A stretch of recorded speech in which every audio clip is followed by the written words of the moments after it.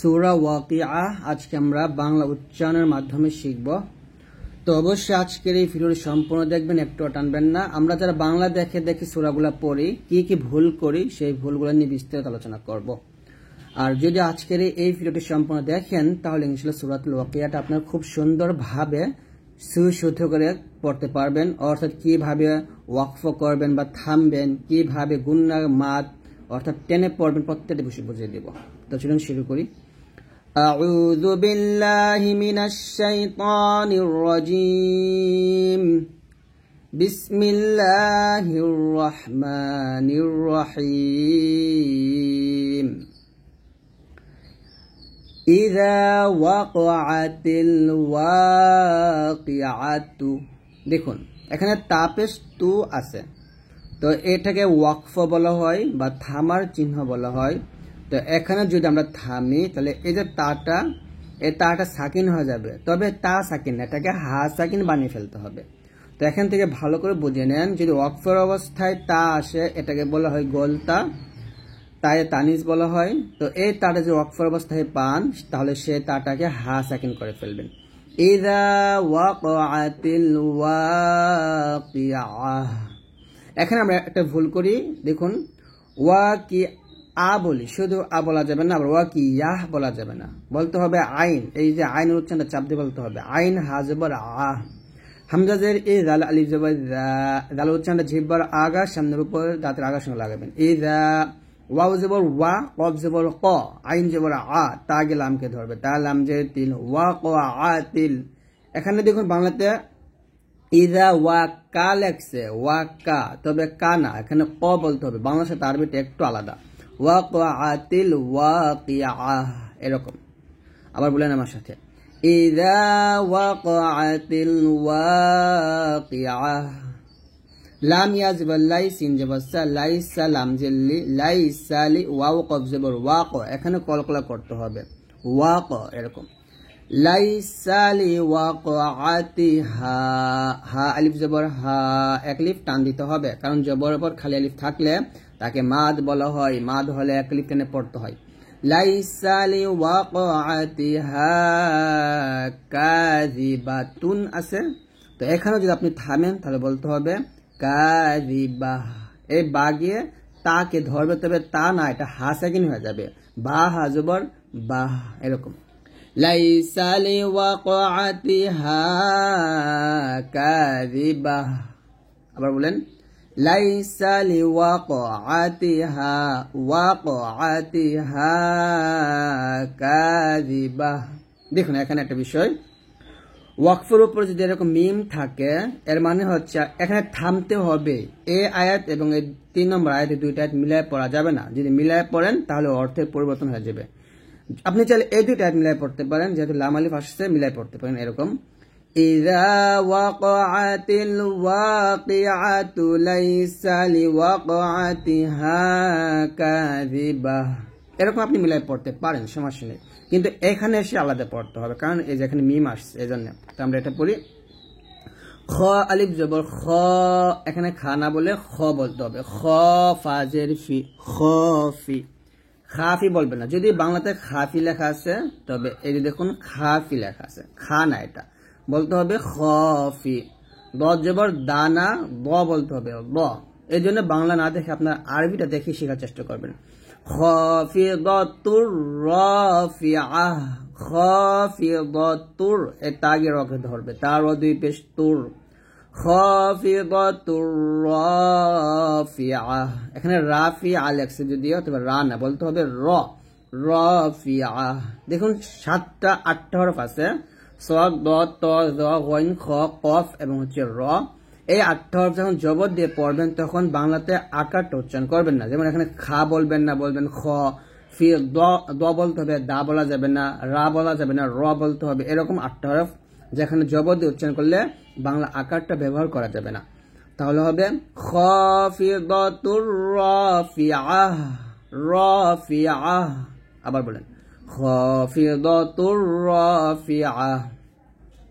হামজা জের ইযা, আলিফ জবর যা, ইযা, র জিম পেশ রুজ, জিম জবর যা, রুজ যা, তা গে লামকে ধরবে, তা লাম জের তিল, ইযা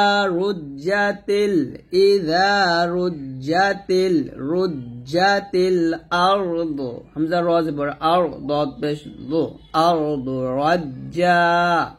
এখানে রাজ্জা বলবেন না, দেখেন এখানে রাজ্জাও লেখা আছে, তবে রাজ্জাও না, এটা রাজ্জান যদি আপনি বলেন, তবে আমরা এখানে থামলে হবে রজ্জা হবে, সরি রজ্জা হবে। আর যদি না থামে তাহলে রজ্জাও হবে, এর জিমিকে ওয়াও খেতে হবে। এখানে আপনার অনেক কিছু বুঝতে হবে, বাংলা দেখে বোঝানো সম্ভব নয়, ভালো করে বুঝিয়ে দিই।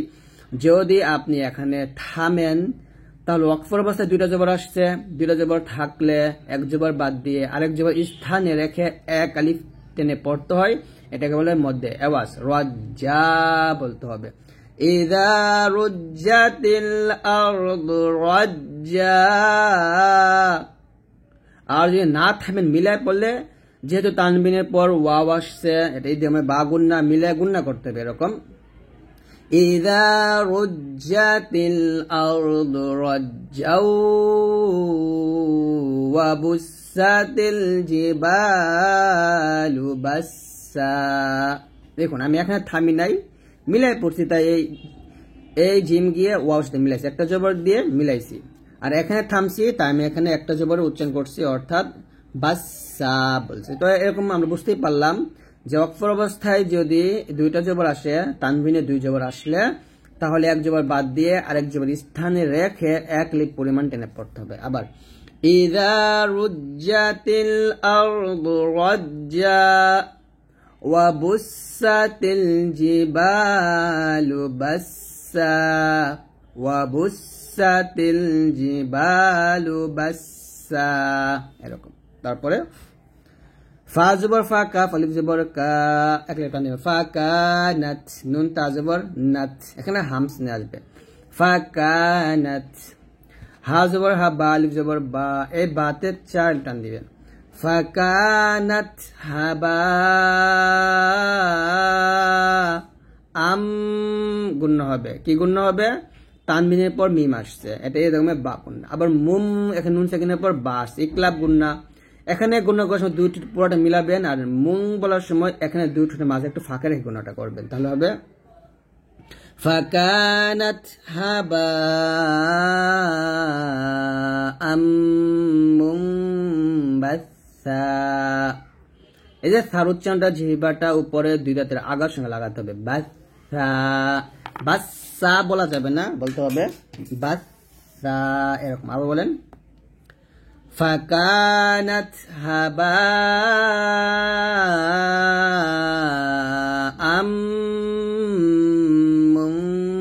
মুনবাসসা। তারপরে ওয়াকুং, ওয়াও জবর ওয়া, কাফ নুন পেশ, কুং, নুন সেকেন্ডের পর তা ফা গুণনা করবেন, ওয়াকুনতুম, কুং, এখানে কুনতুম আছে, কুনতুম না, কুনতুম বলতে হবে, ওয়াকুনতুম আজওয়াজান, তানবিনের পরে সা আসছে, এখন ইকফা গুণনা করতে হবে, আজওয়াজান সালাসা। সা তান আছে, এখন ওয়াকফ ধরলে তাটা হা সাকিন হয়ে যাবে। দেখুন এই যে তার উপরে দুইটা জবরও থাকে, দুই জবর দুই যে দুই পেশ যাই থাকুক, তাটা হা সাকিন হয়ে যাবে। আর তা ব্যতীত, মানে তা ছাড়া অন্যান্য হরফে এরকম দুইটা জবর থাকলে সেখানে এক জবর বাদ দিয়ে আরেক জবর স্থানে রেখে একই পরিমাণ টেনে পড়তে হবে, এটা আপনি মনে রাখবেন। তাহলে আবার বলেন ওয়াকুনতুম আজওয়াজান সালাসা, সালাসা, এরকম। তারপর ফা জবর ফা, হামজা সদ জবর আস, এখানে সদ মোটা করতে হবে, ফা আস বলবেন না, এখানে যেহেতু আস আছে, এরকম না, ফা আসহাবুল মাইমানাতি মা আসহাবুল মাইমানা। এখানে লাম আলিফ আসছে, আমি এখন ওয়াকফ ধরবো না, না ধরে আমি দুটো মিলাই পড়বো। আর ওয়াকফ ধরা যাবে, যেহেতু এই যে এখানে একটা নিচে একটা চিহ্ন আসছে, এই জন্য ধরা যেতে পারে, তবে আমরা ওয়াকফ না দিয়ে মিলাই পড়বো। ফাআসহাবুল মাইমানাতি মা, মাতে তিন আলিফ টান দিবেন, আসহাবুল মাইমানা, একসাথে ফাআসহাবুল মাইমানাতি মা আসহাবুল মাইমানা তারপরে ওয়া আসহাবুল মাশআমাতি মা আসহাবুল মাশআমাহ আবার ওয়া আসহাবুল মাশআমাতি ওয়া আসহাবুল মাশআমাতি মা আসহাবুল মাশআমাহ তারপর ওয়াওকে সিনকে ধরবে ওয়াও সিন জবর ওয়াসাবিকু নুনকে সিনকে ধরবে নুন সিন জবর নাস ওয়াসাবিকুনা সাবিকুন একসাথে ওয়াসাবিকুনা সাবিকুন আবার ওয়াসাবিকুনা সাবিকুন পেশের পর জজমাল ওয়াও কফ ওয়াও পেশ কু এটা মাদের হরফের পরের হরফে ওয়াকফ ধরলে তাহলে সেই মাদের 3 আলিফ টান দিবেন তারপরে এই পরের হরফটা সাকিন করবেন ওয়াসাবিকুন